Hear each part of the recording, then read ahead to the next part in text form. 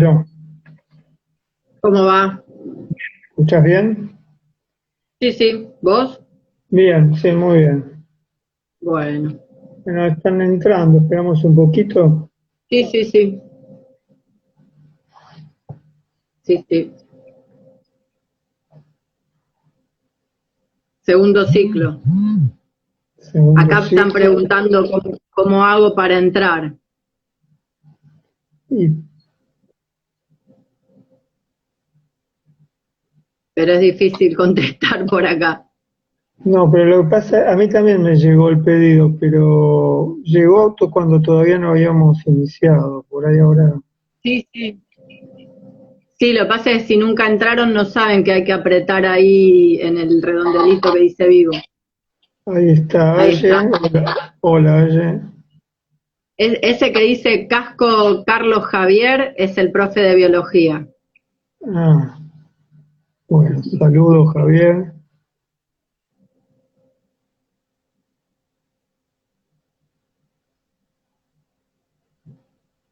Ahí van llegando.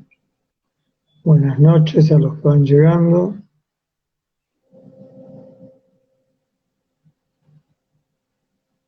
Hay alguien que dice que nos extrañó. Qué bueno. Sí, sí.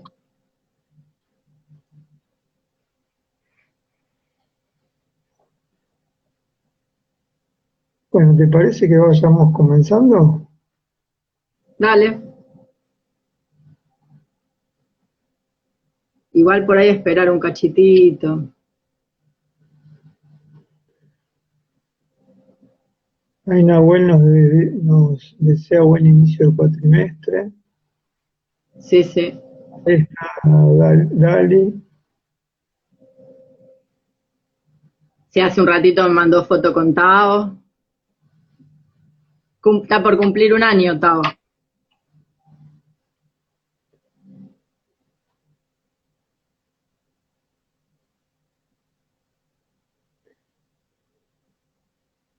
Bueno, yo diría que empecemos, pero que...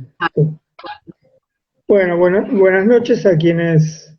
ahí está Cecilia, ¿qué tal Ceci? Bueno, buenas noches a quienes participan del vivo por primera vez y bueno, qué bueno encontrarnos con quienes venimos viéndonos casi todos los miércoles. Va, viéndonos es un modo de decir, ¿no? Pero sí, hay una zona, vamos construyendo una zona de encuentro que, bueno, tolera la posibilidad de decir que nos vemos de alguna manera, nos encontramos y en el encontrarse hay ese deseo de verse. Tal vez ahora nos vemos solo Vero y yo, pero también es como un simulacro de ese deseo de vernos, ¿no? Bueno, para quienes se integran al vivo por primera vez, recuerden que nosotros a la hora se corta el vivo en Instagram y en unos minutos lo reiniciamos y terminamos siempre alrededor de las 11 de la noche. Eh, bueno, yo quería decir algunas palabras, pero para comenzar, pero quedamos con Vero primero presentar algunos de los espacios que este cuatrimestre tiene la cátedra y como para, no sé, eh, darle lugar a esos otros lugares donde acontecen ideas y donde acontecen acciones que son como cátedra, pero al mismo tiempo son como, es decir, trascienden el espacio de la facultad. Bueno, es la facultad y es ese borde que no es la facultad, ¿no? Donde nosotros, donde extendemos un común estar, un común pensar en ese borde que es facultad y no es facultad. De hecho, este espacio se llama después de clase, porque queremos que la idea de la clase, y este es un después o un mientras tanto llegue la clase, ¿no? Bueno, dale, Vero, arranca con eso, si te Sí, parece. Por ahí hay algo que medio sin querer queriendo la cátedra viene practicando, que es esto de ir viendo lo que va ofreciendo la época y pisar ahí desde la cátedra para saltar y explorar un poco esos otros espacios. Y pasa así, por ahí en la gente que va entrando hay exalumnos de la cátedra, estoy viendo exalumnos del cole, del bachi, hay gente de varios lados. Eh, y esta exploración también viene de alguna vez, hace 10 años, armar un blog, que es uno de los espacios de la cátedra, que es uvagrupos2.blogspot.com, donde ahí se van subiendo los materiales que se trabajan en el cuatrimestre, se suben los vivos que quedan grabados y que se pasan al YouTube de la cátedra, que es otro espacio, un canal de YouTube. En el blog está la bibliografía, se difunden actividades. Después, hace también varios años, una estudiante armó un grupo de Facebook cerrado que se sigue manteniendo con algunos criterios, porque no es un grupo, digamos, de difusión de actividades, digamos, ajenas a la cátedra, y sirve para tener también alguna relación quienes ya cursaron o quienes están cursando con las distintas cosas que vamos haciendo.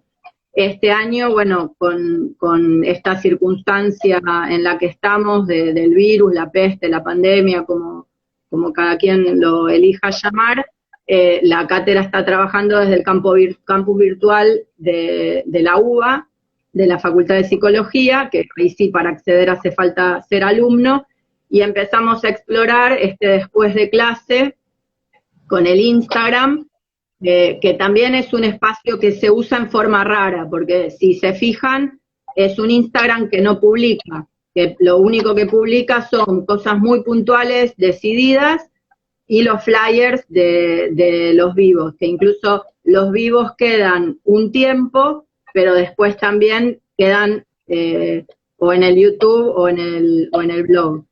Entonces, otro espacio nuevo también a explorar, y también surgido incluso antes de la pandemia, pero que creo que la pandemia le da buenas condiciones de recepción, es el programa de radio, que salió la primera emisión el lunes a las 21 por Radio Trilce, que se llama La Peor de Todas, y que funciona también como una especie de collage de ensayos sonoros, múltiples y diversos al mismo tiempo.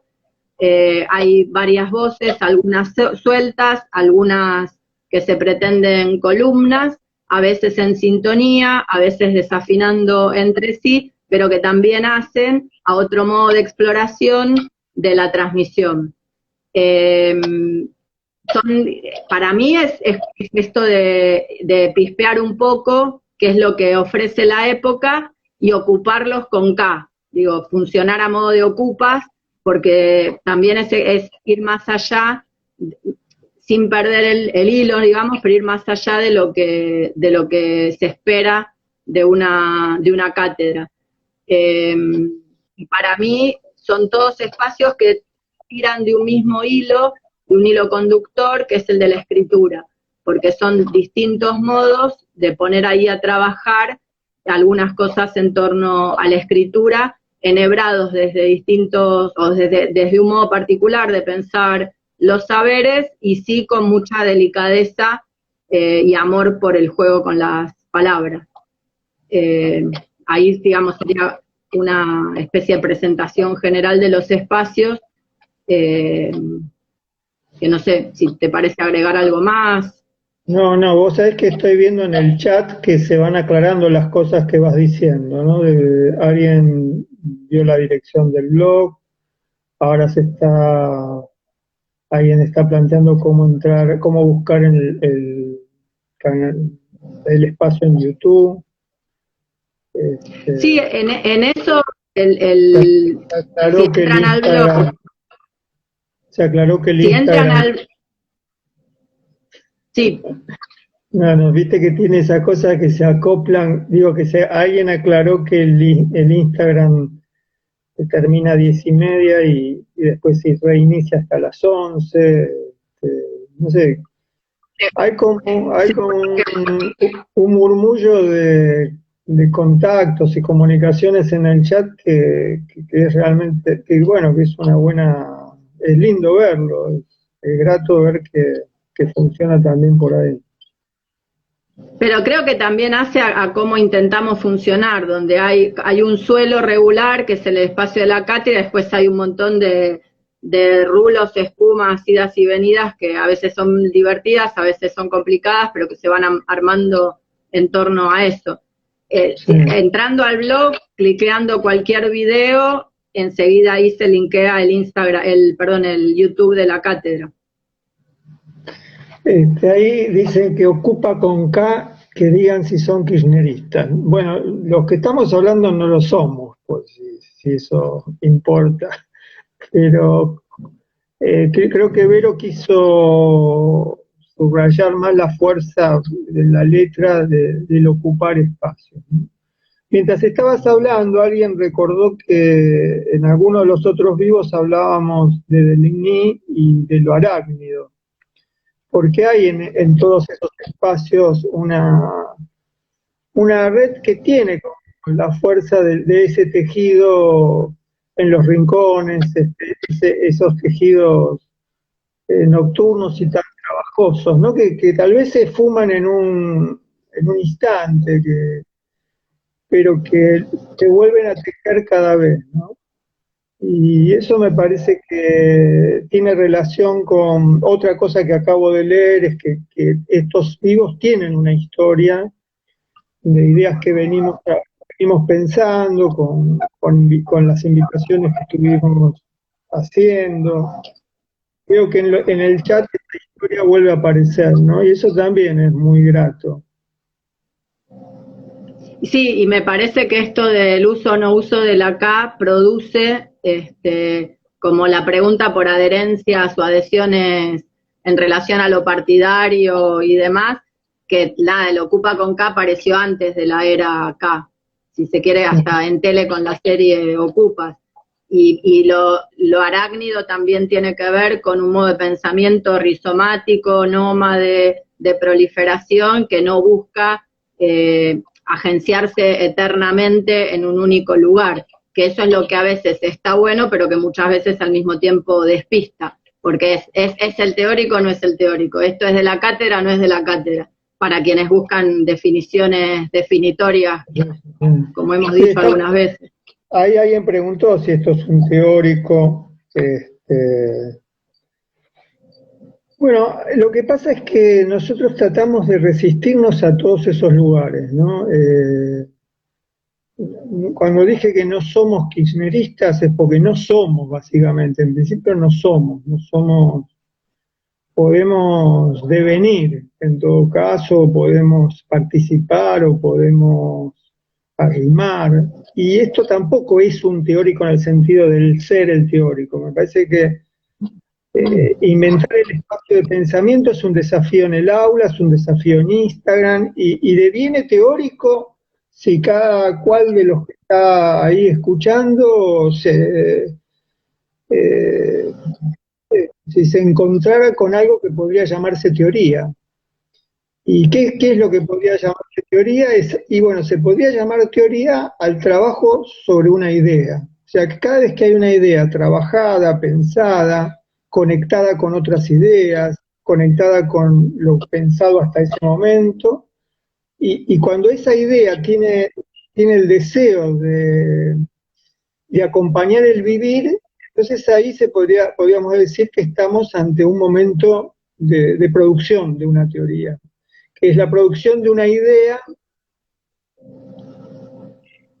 Me distraje leyendo lo que se está planteando, que es la producción de una idea que acompañe la vida, que acompañe este común vivir, que es lo que decíamos pensar. Este es un espacio, y dejémoslo de llamar incluso por el momento cátedra, llamémoslo un espacio que tiene a su vez muchos espacios en los que se trata de pensar el común vivir.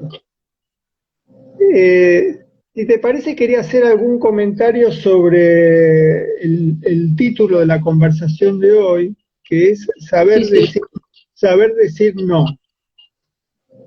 Y, y el título está pensado a propósito del nombre de la radio, que es La Peor de Todas.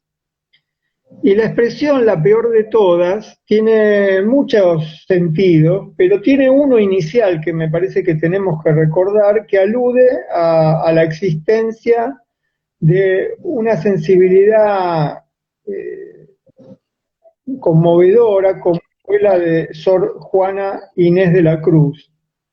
Una mujer que escribe en el 1600 en México. Bueno, el Sor Juana plantea la presencia de los hábitos, esa vida enclaustrada, y que escribe sorteando la censura, la amenaza, el peligro, la herejía, la hoguera. Y es una escritura que supone, y esto es lo que podríamos pensar, una relación entre el saber y el decir de las mujeres de ese momento, pero que sirve para pensar el saber y decir como un problema también que nos atraviesa como sensibilidades universitarias. Hay un texto que vamos a poner en el blog de una autora argentina que se llama Josefina Ludmer, que se llama Las tretas del débil. Josefina Ludmer, Las tretas del débil. Y que es un trabajo que es de los años 90, donde Josefina Ludmer analiza una carta de Sor Juana Inés, donde le responde al obispo de Puebla algo que era una censura indirecta de un escrito suyo. Y ahí Josefina Ludmer plantea cómo la relación entre saber y decir para una mujer como Sor Juana suponía el problema de el miedo al castigo, ¿no? Si ella sabe, porque lo que el obispo le cuestiona es que una mujer no puede decir y que una mujer no sabe y que entonces, el posicionarse en ese lugar de saber y decir supone dos cosas. Por un lado, exponerse a un peligro, y por otro lado, encontrar un modo de saber y decir que venza o que resista la censura o el acallamiento. Entonces ahí Josefina Ludmer plantea distintas situaciones, porque fíjense que tenemos dos verbos y una negación, saber, decir y la negación que es no. Que nosotros la enunciamos como saber decir no. Pero se podría decir que hay un decir que no se sabe. Que ese decir que no se sabe, en principio cuando uno dice, el decir, cuando yo digo esto no lo sé, digo que algo no lo sé, ese decir que no se sabe, es a veces el reconocimiento de un límite. Y siempre es grato reconocer un límite. Y es grato escuchar que hay un límite y no un posicionamiento arrogante. Parece que hay un admitir el no saber. Incluso también se podría pensar una modestia, ¿no? Decir que no se sabe podría ser esa posición de humildad o de modestia, y decir que no se sabe también puede ser una posición de temor, ¿no? Ante la interrogación del poder, ¿qué es lo que usted sabe? Bueno, yo no sé nada. También es la expresión del temor. Vale decir que tenemos el saber decir que no se sabe, y ahora otra expresión sería no saber decir. El no saber decir, ese nos interesa mucho porque esa es una posición en la que muchas veces estamos cuando hablamos hablamos de lo que nos pasa. No lo sabemos decir.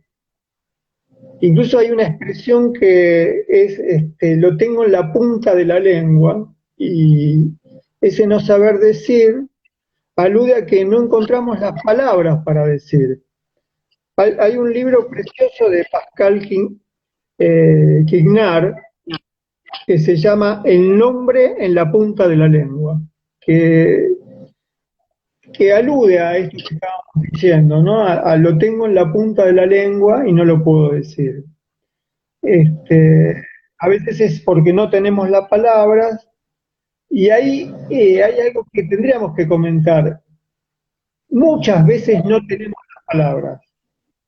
Y cuando decimos no tenemos las palabras, ¿quiénes tienen las palabras? ¿O dónde están las palabras que no tenemos? Esa es una pregunta maravillosa.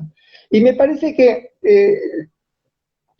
el no tener las palabras supone el saber buscarlas, por un lado, y por otro lado, estar en disponibilidad del encuentro con esas palabras que no tenemos para decir lo que nos pasa.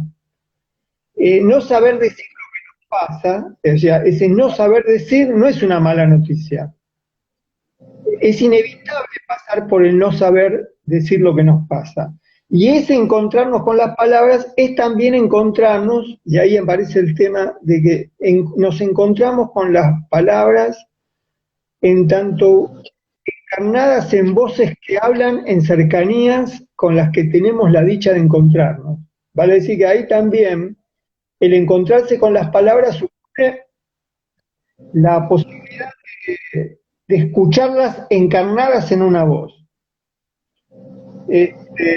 El otro tema que plantea Josefina Luzmer, y me parece importante, que hay un no saber decir que es relativo y posicional, que tiene relación, no es que no sabes decir, que ante la autoridad nunca se sabe qué decir. Ante la autoridad que impone el terror, el miedo, la vigilancia, el control, la evaluación, nunca se sabe qué decir.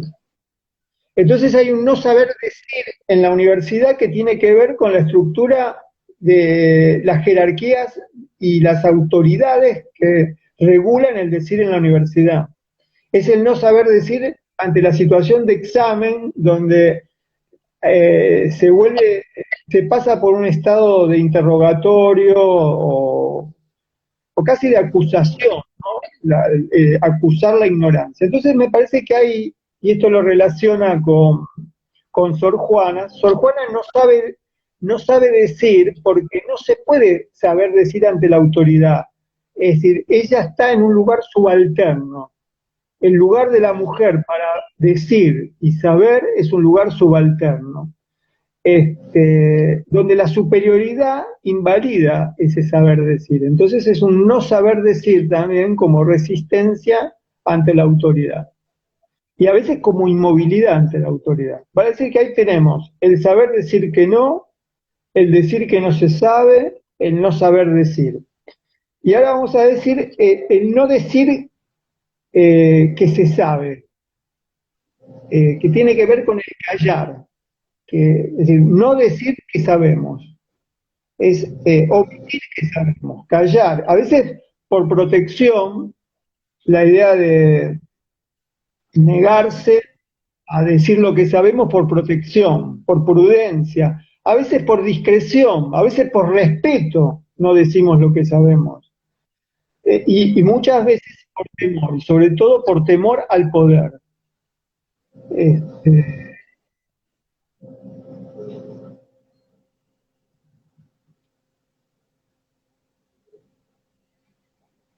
Bueno, sería no decir que se sabe, ¿no?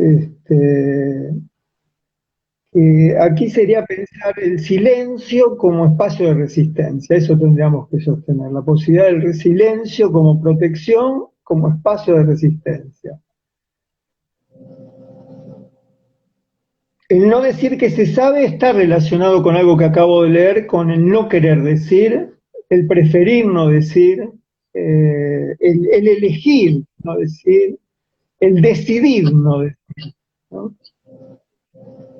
Y después hay uno que sería el saber sobre el no decir. Esta es un agregado a lo que van a leer en Josefina Ludmer. Me parecía que el saber no decir es propio de la... no, perdón, me estoy expresando mal. Es el saber sobre el no decir. El saber sobre el no decir. Por lo que estoy viendo que ahí alguien anotó. Es el saber sobre el no decir. Que es el saber freudiano, podríamos decir. El saber freudiano es el saber sobre lo que no se dice, sobre lo no dicho. Lo no dicho como un indicio, un indicador de lo que no se está diciendo. Perdón, al revés, lo dicho como un indicador de lo que no se está diciendo. Elegí una frase de Nietzsche que está en Más allá del bien y del mal, que dice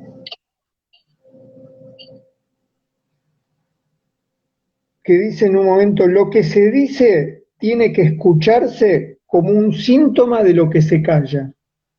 Lo que se dice tiene que escucharse como un síntoma de lo que se calla. Y me parece que es un texto, muchos años antes de que Freud piense el decir como un síntoma de lo no dicho, que anticipa lo que es el pensamiento contemporáneo, ¿no? El saber sobre lo no dicho, el saber sobre el no decir, es tal vez una de las perplejidades que estudiamos en esta facultad.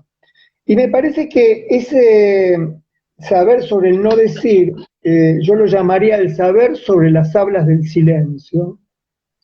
Tiene en Europa un pensador que es Beckett, Samuel Beckett.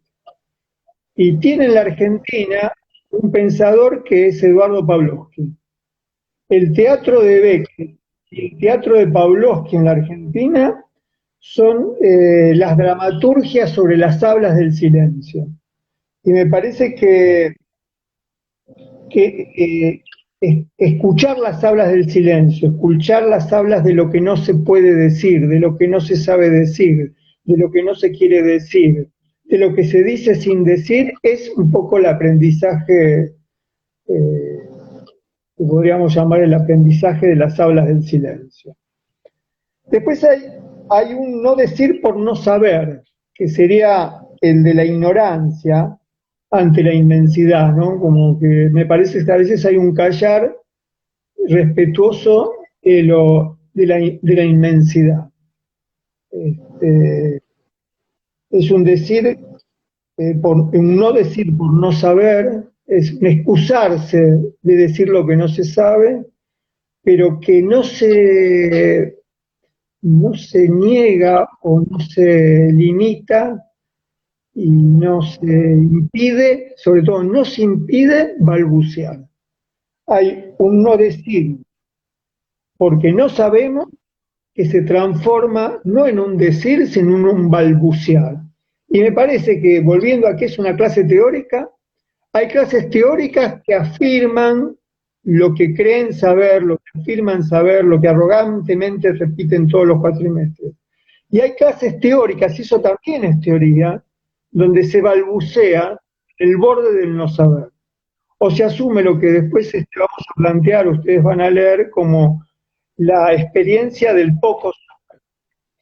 Bueno, el texto, como decía, de Josefina Ludmer plantea algunas de estas cosas, se llama Las tretas del débil. Yo preferiría llamarla las tretas de las debilidades. La expresión tretas del débil la toma Josefina Ludmer, aunque no lo cita en el texto que vamos a leer, de Michel de Certeau, en un texto sobre la vida cotidiana. Él utiliza una expresión en francés que es faire la perruque, que es algo así como hacer la peluca, si uno lo traduce literalmente. Y hacer la peluca es como en el argot, en el lunfardo francés, por decirlo así, como hacer trampa. pero plantea un poco algo que tiene relación, y termino con esta la introducción, con la peor de todas. La peor de todas es un modo de hacer trampa a ciertas tristezas universitarias, a ciertas expectaciones universitarias que rechazan el balbuceo, rechazan el deseo de pensar de otras maneras, rechazan y a veces censuran y sancionan entusiasmos que no están dentro de lo esperado, dentro de lo codificado en la universidad. Entonces, la peor de todas sale de la universidad, es una radio que no es de la cátedra, sino de voces que hacen complicidad en este espacio de cátedra y que le hablan también a este espacio, pero le hablan con una libertad que a veces este espacio no tiene.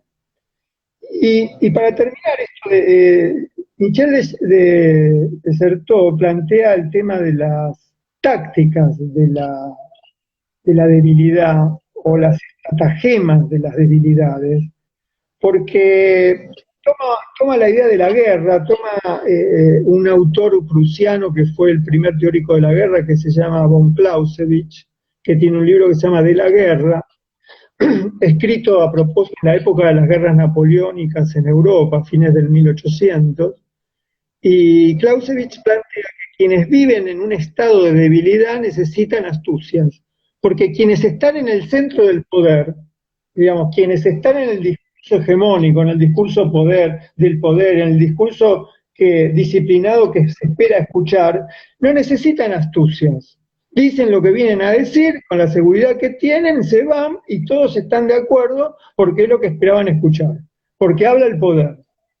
Habla el poder autorizado en un autor francés, autorizado en una escuela. Entonces, quienes hablan sin autorización están en un estado de debilidad. Y entonces, las debilidades necesitan de astucias, porque los poderes tienen la fuerza para imponer lo que quieran. Para imponer encuestas, para imponer en las redes lo que quieren que pensemos. Entonces me parece que la peor de todas, Sor Juana de la Cruz, algunas de las acciones que nosotros realizamos tienen que ver con las astucias para encontrarnos un lugar aún no estando en los lugares de poder. Para hablar desde un lugar sin poder, pero con mucho deseo de decir lo que pensamos. En ese sentido, la conversación se llama saber decir no.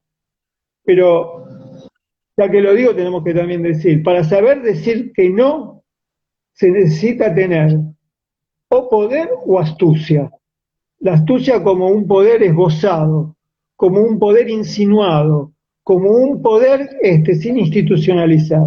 Porque a veces no se tiene poder para decir no. Hay que esperar el momento. Y cuando se tiene el poder para decir no, es también un acto de insurgencia, de libertad, de alegría.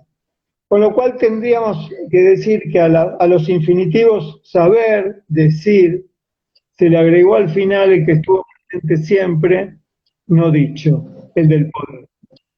Bueno, hasta aquí la primera parte, no sé cómo escuchaste. Y yo creo que más que como escuché yo, que como que vengo en el viaje desde hace 10 años o un poco más, pensaba en cómo escuchaban los que se suben recién ahora a esto. Y pensaba en lo que a veces suele pasar, que me ha pasado a mí como docente de cátedra, y me pasa acompañando como JTP a amigos que ocupan los lugares de profes, que el primer acercamiento a estas formas produce un extrañamiento importante o produce la velocidad rápidamente de automática de creer entender o de querer entender, y por ahí sin detenerse en precisiones o diferencias que se van haciendo en la escritura, en el decir o en el modo en el que se van interpretando o qué cosas se extrae de los textos. yo veía que mientras hablabas aparecía, me gusta cuando callas porque estás como ausente, o varias ideas asociadas al saber decir, al no saber decir, o a ese tipo de cuestiones. Y a mí me pasa que muchas veces se pierde por qué se habla raro, porque muchas veces nos suelen decir eso, ¿no? Es una cátedra que habla raro. O ustedes cuando escriben raro. Y me parece que ahí, o a veces dicen que nos vamos por las ramas, o esas cuestiones, o esto que dice Ludmila exactamente ahí, yo me sentí re perdida.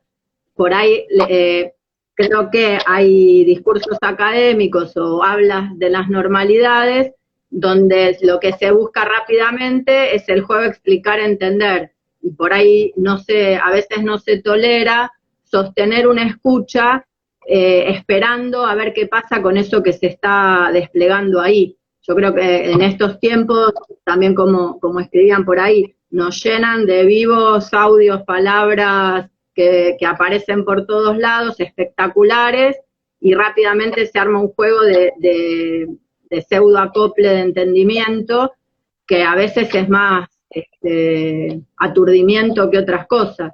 Y yo creo que estar en relación con estas ideas merece tomarse tiempo, detenerse, ver qué pasa con el sentirse perdida, no tomar como mala noticia el sentirse perdida, porque en ese sentirse perdida también está el anuncio de que hay algo distinto que está empezando a pasar, algo de lo no conocido que está empezando a asomar, que no necesariamente tiene que ser algo bueno.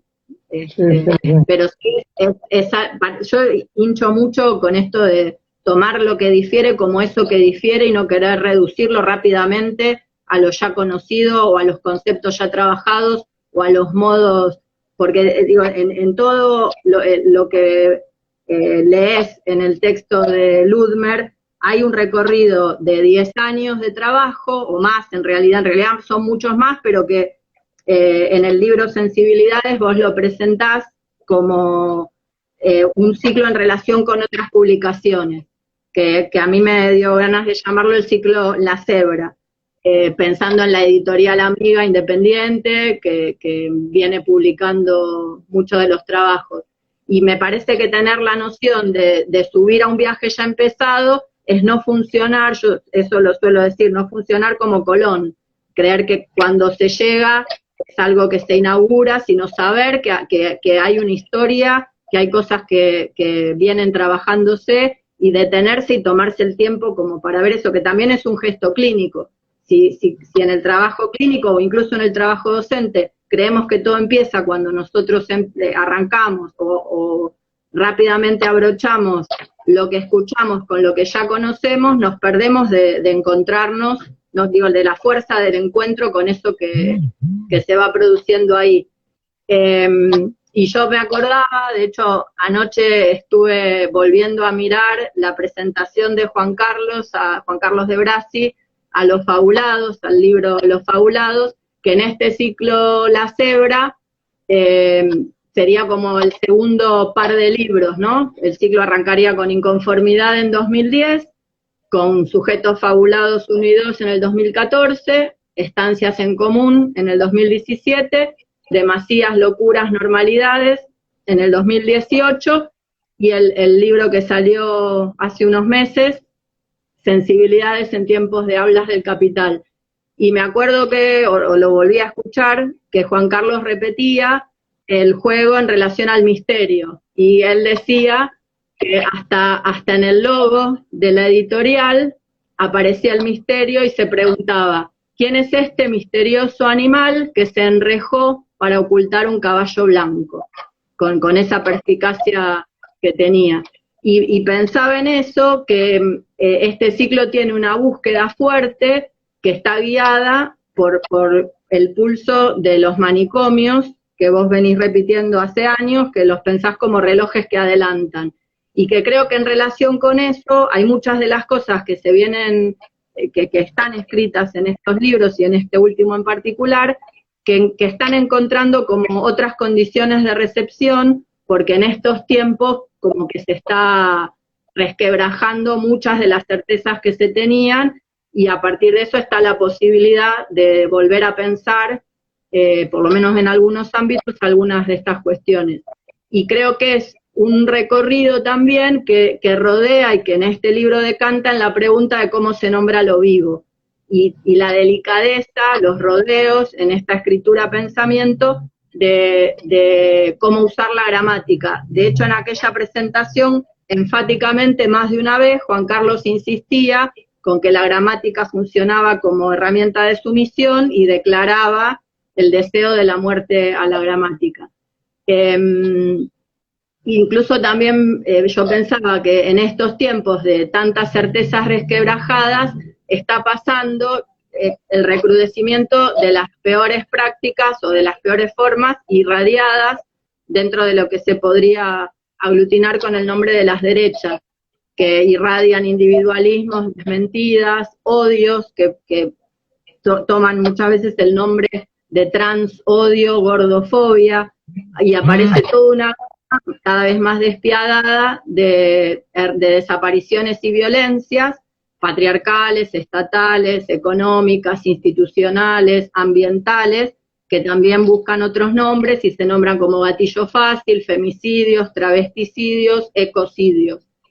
Y es un ciclo que vos lo trabajás en esta presentación, que está guiado por algunas acciones, que serían detectar, interrumpir, sugerir y cuestionar. Y vas trabajando cómo detectar movimientos que escapan al encierro de las formas, cómo interrumpir los usos automáticos de la idea sujeto, cómo sugerir modos de estar en común que no se reduzcan rápidamente ni a grupos, ni a colectivos, ni a comunidades, ni a sociedades, y cómo cuestionar visiones que pretenden normalizar intensidades. Todas estas maneras de decir suelen apabullar la primera vez que te acercás, más allá de que después también siguen apabullando, pero yo solía hacer el chiste del efecto cuarta clase, que es como después de recorrer ciertas lecturas, ciertos espacios de pensamiento y de discusión, algunas ideas empiezan a tomar o a insinuar alguna forma. Entonces, en relación con estas cuestiones, yo pensaba, para tomar también el lenguaje de estos tiempos de peste, que se podría pensar que aparece como una especie de plan de prevención, a modo de prevención contra fijezas, automatismos, contra encierros, contra clasificaciones, posesivos, jerarquías, subordinaciones, contra el verbo copulativo ser, contra hablas instituidas, contra nomenclaturas, contra taxonomías. En ese sentido, es como armar un plan de prevención contra la lengua, y por eso creo que viene esto de se habla raro. Y todo plan de prevención, pensaba, conlleva un plan de promoción. Digo, también yo en clases solía decir, para no quitar del todo el suelo, porque avanzar con una posición que baja de un ondazo un montón de ideas históricamente establecidas, sin ofrecer algunas de las que por lo menos empezar a ver si te podés agarrar de eso, genera también una conmoción insoportable y que produce un efecto contrario del que buscamos, que es claramente, más allá de una cuestión académica, cierto amor o cierta manera de pensar, de vivir y de actuar. Y pensaba que sería como una especie de plan de promoción, de promoción, de proliferaciones, de matices, de entonaciones, de desclasificaciones, de plurales que despabilan, de contraseñas de sentido, de caprichos, anhelos, vibraciones y desmantelamiento. Estas ideas de los dos planes están todas planteadas en esa presentación, pero a mí me parecía como para, como se suele decir con las bochas, arrimar el bochín, agruparlas de algún modo, que den alguna pista de por dónde nos interesa dejar de andar y por dónde nos interesa andar. Y en los últimos trabajos en los que vos venís, en torno al nombre sensibilidades, aparece el intento de escribir y pensar, y creo yo de vivir, de otro modo. Y en torno a la idea de sensibilidades se sitúan como palabras, memorias, hablan hablas gravitan afectividades, percepciones, morosidades, como estas palabras, memorias, hablas, se atraen con ciertas afectividades, influyen sobre ciertas percepciones o pesan sobre ciertas morosidades. Por eso vos escribís y advertís, cuando se encuentran sacudidas por angustias, las sensibilidades quedan flotando sin gravedad, o las hablas quedan flotando sin gravedad. La idea de sensibilidades, que va en relación a lo que presentabas en torno al texto de Ludmer, nombra algo que no se sabe cómo llamar, algo sin resolución y que del mismo modo desborda la ficción de individuo, la ficción del yo.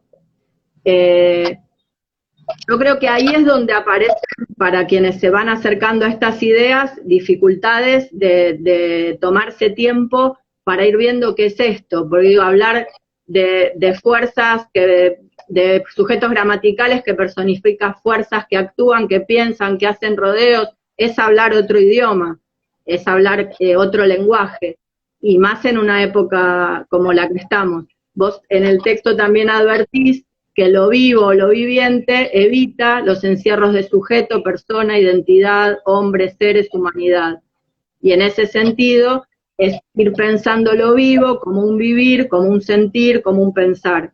Y a mí ahí también me suele pasar, y me pasó cuando releía esa introducción, que en esta rapidez por asociar y buscar asociaciones equivalentes y veloces con ideas ya conocidas, a veces puede pasar que se asocie con la idea de lo sentipensante que trabaja Kusch y que retoma Galeano, pero me parece que si bien hay en vos lecturas de Kusch, de Galeano, hay en esta escritura esas lecturas, hay también otra lógica de pensamiento que trabaja las ideas de otra manera y arma como otro ritmo que hay quienes también lo confunden como nostálgico, como pesimista, o lo que también justo cuando lo escuchaba Juan Carlos me hizo acordar a eso, peyorativamente lo llaman poético, quitando como el peso de ensayo, de pensamiento, de teoría y de ideas.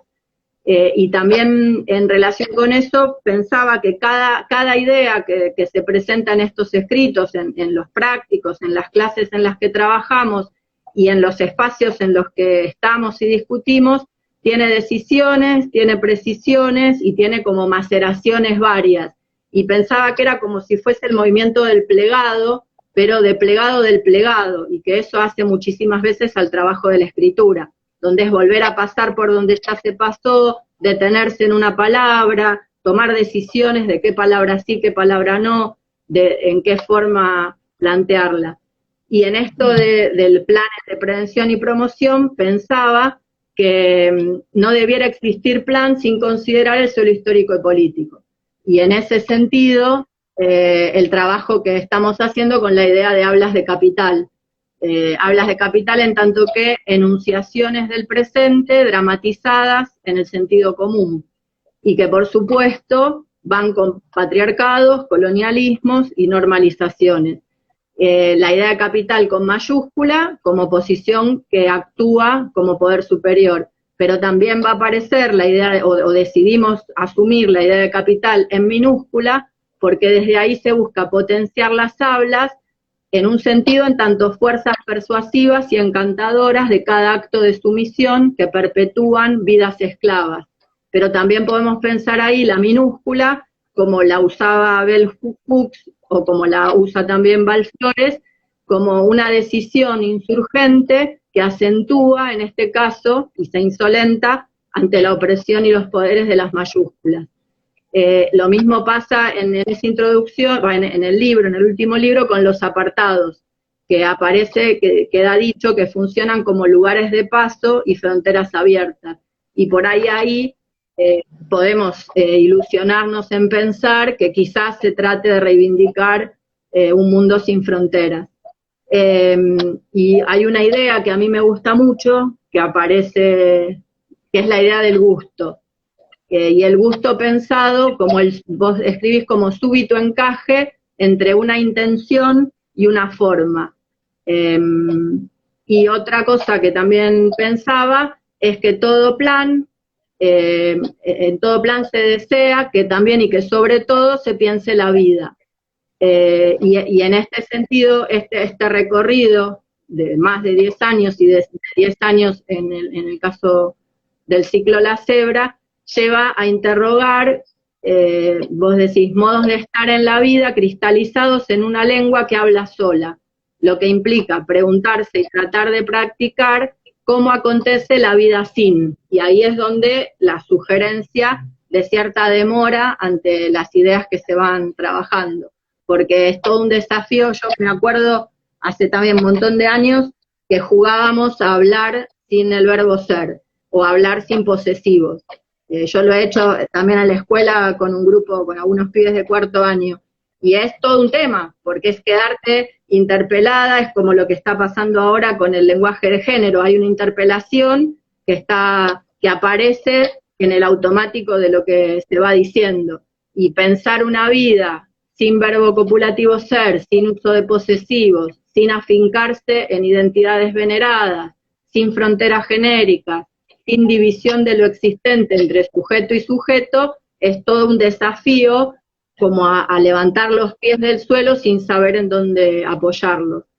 Del mismo modo, esto de pensar qué nos pasa con enunciados trabajados en plural, con modos neutros o con modos directamente y deliberadamente femeninos.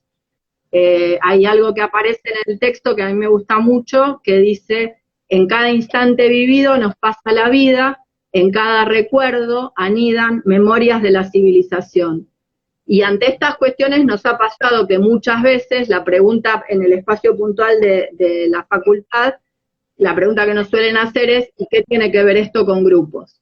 ¿Qué tiene que ver estos planteos, estas ideas con el trabajo de los grupos? Y creo que desde ahí poder pensar este movimiento de escritura, pensamiento, estos conceptos, es tener en cuenta que hay cierta necesidad de funcionamiento de ciertas formas del lenguaje al servicio de las normalidades en general y de las aulas en particular, y que hay veces que hasta podemos decir que nos pensaran en términos de usar neologismos, palabras raras, formas extrañas. Y pensaba que sí, que lo raro pasa en este recorrido en el que no se pretende, como aparece en el texto, informar sobre elementos que componen el léxico de una lengua, sino discutir la lengua misma. Y una cosa que es paradojal es que esta discusión se busca que sea dada desde cierto hermetismo de lo escueto, y que es paradójico en tiempos actuales de tantos multimedios espectaculares llenos de palabras que a veces son hasta vacías. Y ahí en el texto aparece el intento de hablar lo menos posible, que para mí en ese sentido es como otro gesto con una fuerza importante. Y creo que se enlaza a esto que aparece del saber decir no, de elegir qué decir, de tomar ciertas decisiones ante ciertos poderes en función de ciertos tiempos o ciertas épocas. Más o menos algo de eso. Sí, hay un montón de comentarios, no sé si los viste. No, porque si no me perdía. Ahora se va a cortar en unos minutos, o sea que retomamos, pero mientras se termina, a mí me parece que lo del hablar raro es incómodo escuchar que hablamos raro, ¿no? Yo no estoy, la idea no es hablar raro. Lo que pasa es que hay una necesidad de enrarecer lo cotidiano para salir de cierta asfixia. La normalidad no es rara, digamos, la normalidad es la normativa. Lo raro es lo que sale de esa normalidad. Pero hay un intento, no sé si todos sentimos o todas las sensibilidades que están escuchando sienten eso, ¿no? De que esa normalidad por momentos es asfixiante. no sé si la palabra es asfixiante o si la palabra es que nos estrecha, nos aprisiona, hay una presión, necesitamos más espacio, necesitamos aire. Entonces, esa idea de enrarecer la normalidad y enrarecer las formas que se han normativizado, que son los hábitos de hablarlo, que podrían ser hábitos o automatismos. Por ejemplo, decir sujeto. No es raro decir sujeto en la facultad, pero no sabemos bien qué se dice. La policía también habla de sujeto, ya que la policía y los psicólogos o psicoanalistas hablemos de sujeto, es algo que nos tiene que llamar la atención. No me parece cómodo que eso sea así. Entonces, enrarecer la palabra sujeto o la palabra persona o la palabra individuo, hombres, que es alguien preguntó recién sobre la idea de hombre, seres, humanidad, todas esas palabras que se utilizan no suenan raras, pero ¿por qué no enrarecerlas? Entonces, quienes eh, tenemos deseo de salir de los lugares comunes, hablamos raro, porque hablar raro es salirse de lo común. Entonces me parece que ahí hay una cosa que si no te incomoda esa normalidad, la rareza la vivís como una perturbación y no como la invitación a salir, como la invitación a pensar algo que nos dé más alegría, ¿no? Alguien habla de sujeto de derecho, sujeto del inconsciente, sí, hay muchas formas de hablar de sujeto, pero ¿qué pasaría si dejamos de hablar de sujeto? Si pensamos cómo hablar sin esa idea, y sin la idea, porque fíjense, se habla de sujeto como sinónimo de persona, como sinónimo de individuo. Entonces, acá hay una prueba que es no tanto hablar raro, sino utilizar otro modo de hablar de lo que hablamos siempre. Y ahí está la apuesta en principio, para hablar de sensibilidades, que además es una palabra preciosa, está dicha en plural, rompe la idea de género, porque la idea de sensibilidades no puede ser rápidamente capturada por un género, incluye y al mismo tiempo se separa y se desprende de la idea de cuerpo. Y yo no sé si quedan algunos minutos, pero ahora, si no, cuando seguimos, yo quería contar todas las expresiones que empecé a explorar para hablar de eso que queda como vacío cuando caen las palabras comunes, sujetos, personas, individuos, hombres, seres, humanidad. Cuando caen esas palabras quedan vacío. Entonces es peor que sentirse perdido, es sentirse cayendo, sentirse en un estado de caída, de falta de referencia, de trastabillar, de miedo a golpearse, a hacerse mal, a lastimarse. Entonces, si dejamos esas palabras, tenemos que pensar cómo seguir hablando. Entonces a mí me parecía, bueno, pero lo dejo porque va a quedar cortado en un par de minutos. Sí, sí. Si te parece, cuando retomamos, yo quisiera como contar cuáles son las palabras que estoy empleando para rodear ese vacío y ver cómo, si se escucha distinto, no si se escucha raro. Y me parece que también sería importante qué es lo que a vos te llevó a producir esas otras maneras de nombrar. Sí, sí. Porque si no queda como una cuestión así de que, bueno, un día te sentaste y te pusiste